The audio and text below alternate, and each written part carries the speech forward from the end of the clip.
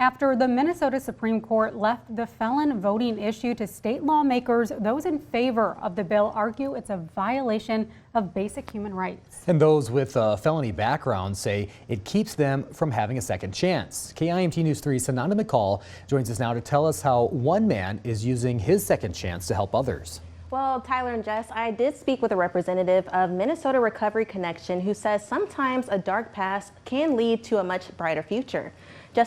Justin McNeil now serves his community by trying to get those with a criminal background back on track. He says he began a life of crime as a teenager and was in and out of the system until the age of 33 because of drug abuse. McNeil is now 36. He says during his last sentence, he told himself things needed to change.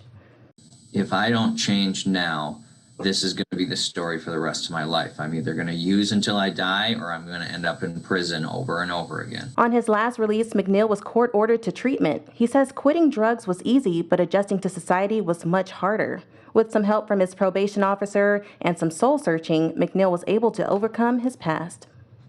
I'm a firm believer in second chances. I believe that if you can guide someone correctly, anybody is capable of seeing change in themselves and doing it. And that you should not be judged for the rest of your life for a mistake or two that you made when you were younger or when you were going through something difficult in your life and you didn't know how to deal with it. Based on a 2023 World Population Review report, about 25% of those who are released end up back in prison within 3 years. McNeil says he works to educate convicts on recovery programs and also teach them how to re-enter society so they won't end up back behind bars.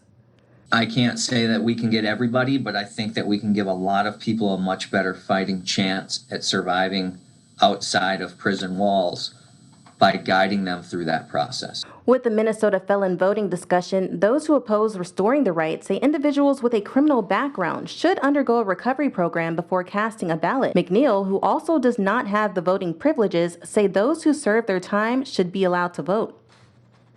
So even though you've made mistakes, even though you've shown society that you've done your time, whatever that may look like, whether that's probation, incarceration, you name it.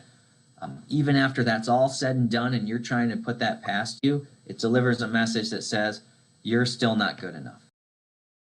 McNeil says despite overcoming his past, working with the recovery program continues to help him every day in becoming a better person. Guys? All right, thank you so much, Sananda.